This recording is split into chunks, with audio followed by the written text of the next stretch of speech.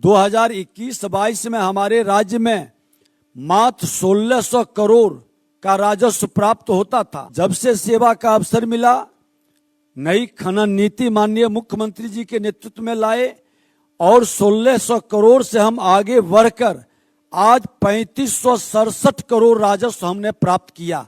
बिहार के अंदर ओवरलोडिंग लगभग बंद है, अवैध खनन बहुत हद तक बंद है। आज हमारे खनिज को जो एक स्थान से दूसरे स्थान पहुंचाने वाले परिवहन के क्षेत्र में, इनको भी हमने सहूलियत प्रदान की है 5% ग्रेस देकर, ताकि इंस्पेक्टर राज से इनको मुक्त कर करके और नए लोगों को 1 लाख से ज्यादा लोगों को रोजगार का अवसर भी हमने प्रदान किया है।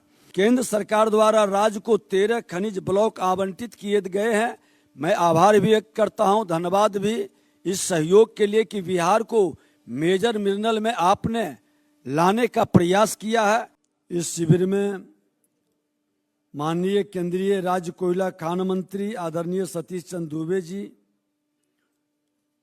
यहाँ उपस्थित सभी राज्य के माननीय मंत्रीगण, सभी पदाधिकारीगण और भारत सरकार के सचिव पीयूष गोयल जी,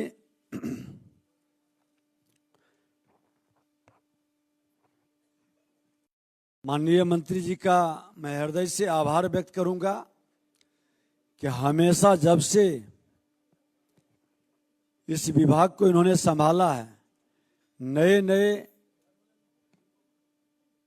चिंतन शिविर के माध्यम से देश के अंदर एक नई उत्साह इस क्षेत्र में बढ़ाने का, नई खोज, देश में पर्यावरण अनुकूल आधुनिक और लाभकारी खनन परिदृश्य के विकास पर चिंतन शिविर लगाए हैं। देश की जो चिंता है कि हम आत्मनिर्भर कैसे बने, उस आत्मनिर्भरता को चिंतन शिविर के माध्यम से माननीय मंत्री जी का पहल सराहनीय है। आदरणीय प्रधानमंत्री जी के नेतृत्व में देश के सभी राज्य विकसित भारत के निर्माण में महत्वपूर्ण भूमिका निभाने वाले खनन उद्योग को बढ़ावा देने के प्रयास में जुटे हैं और आपका सकारात्मक पहल इसको और गति प्रदान करेगा। आज के वैश्विक माहौल में खनन केवल एक उद्योग नहीं बल्कि देश की सुरक्षा, संप्रभुता और विकास का आधार हो चुका है। आज खनन गतिविधियों में आर्टिफिशियल इंटेलिजेंस सहित आधुनिक तकनीक नवाचारों का समावेश हो चुका है। निश्चित रूप से हम सभी राज्यों के अपने सर्वोत्तम प्रयासों को साझा करते हुए सतत समावेशी लाभकारी खनन उद्योग को बढ़ावा देने की जरूरत है। विगत करीब 2 वर्षों में खान भूतत्व विभाग का दायित्व मेरे पास है। इस दौरान हमने अपने माननीय मुख्यमंत्री श्री नीतीश कुमार जी के नेतृत्व में अवैध खनन पर अंकुश के साथ राजस्व समाहरण में सुधार की नीति और नीयत के साथ काम किया। इस दौरान अवैध खनन एवं परिवहन के विरुद्ध जीरो टॉलरेंस की नीति को अपनाया गया। विभाग में तकनीक हस्तक्षेप एवं आधुनिकीकरण पर बल दिया गया। वैधानिक सुधार एवं नीतिगत पारदर्शिता की दिशा में प्रयास हुआ है। खनिज शुल्क, प्रबंधन शुल्क, उपकर, रॉयल्टी तथा दंड शुल्क का पुनर्निर्धारण किया गया। खनन उद्यमिता एवं रोजगार सृजन पर हमने बल दिया है। केंद्र सरकार में निरंतर समन्वय के साथ वृहद खनन की दिशा में नए अवसरों की खोज की दिशा में पहल किया गया। इन्हीं प्रयासों के कारण हम बीते 2 वर्षों में लक्षित राजस्व को 550 करोड़ रुपए तक बढ़ाने में सफल हुए।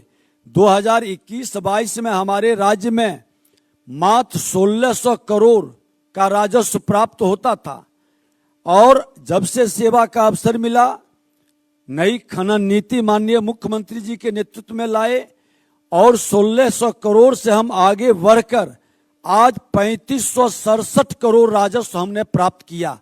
और मुझे कहते हुए ये खुशी हो रहा है कि आप लोगों को प्रधानमंत्री जी के उत्साहवर्धक मार्गदर्शन और मुख्यमंत्री जी के नेतृत्व में बिहार के अंदर ओवरलोडिंग लगभग बंद है, अवैध खनन बहुत हद तक बंद है, और 10,000 और 5,000 का जो इनाम घोषित किए हैं, आज यह बड़ी सफलता के साथ हमारा अवैध खनन में पुलिस का हस्तक्षेप बंद है, हमारे यूट्यूबर सोशल मीडिया के लोग की भूमिका बढ़ी है, और जिससे हम लोग सफल हो रहे हैं। आज हम अवैध खनन परिवहन नियंत्रण की दिशा में जो सफलता प्राप्त किए हैं, अब उससे आगे बढ़कर बिहार खनन योद्धा के रूप में इनकी सहभागिता सामाजिक सरोकार से भी जोड़ने जा रहे हैं। वैधानिक सुधार, नीतिगत पारदर्शिता पर व्यापक काम हुआ है। सरकार, उद्यमी, उपभोक्ता तीनों के हित संरक्षण पर बल दिया गया। नियमित रूप से पदाधिकारी, सेठली, परिवहन व्यवसाय, खनन उद्यमियों के साथ जनसंवाद किया जा रहा है। आज हमारे खनिज को जो एक स्थान से दूसरे स्थान पहुंचाने वाले परिवहन के क्षेत्र में, इनको भी हमने सहूलियत प्रदान की है 5% ग्रेस देकर, ताकि इंस्पेक्टर राज से इनको मुक्त कर करके और नए लोगों को 1 लाख से ज्यादा लोगों को रोजगार का अवसर भी हमने प्रदान किया है। निविदा प्रक्रिया से लेकर उत्खनन तक की पूरी प्रक्रिया के सुनिश्चित समय प्रक्रिया का अनुपालन किया जा रहा है। खनन उद्यमिता एवं रोजगार सृजन हेतु जो प्रयास की जरूरत है, लघु खनिज क्षेत्रों का क्षेत्र विस्तार एवं परिसीमा के सुनिश्चित बंदोबस्ती आज जरूरत है। बंदोबस्ती घाटों, बंदोबस्तधारियों की संख्या में वृद्धि करने के लिए पर्यावरण ईसी में जो जटिलताएं हैं उसको सरलीकरण करने की आज जरूरत है, और खनन पट्टा बंदोबस्ती के लिए अधिकतम संख्या क्षेत्रफल के स्पष्ट प्रावधान की नई नीति का भी जरूरत है। लघु खनन के मशीन रहित खनन विकल्पों पर भी हम विचार कर सकते हैं, जिससे रोजगार का अवसर बढ़ सकता है। अभी हम लोग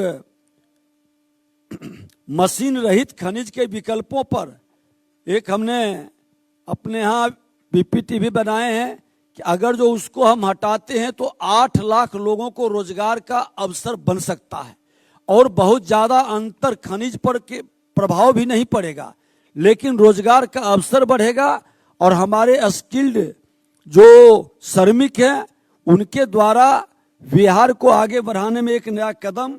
लेकिन इससे पर्यावरण अनुकूल उत्खनन के साथ करीब 8 लाख रोजगार के अवसर से जो 1 करोड़ का लक्ष्य है, उसमें हम एक मजबूत आधार प्रदान कर सकते हैं।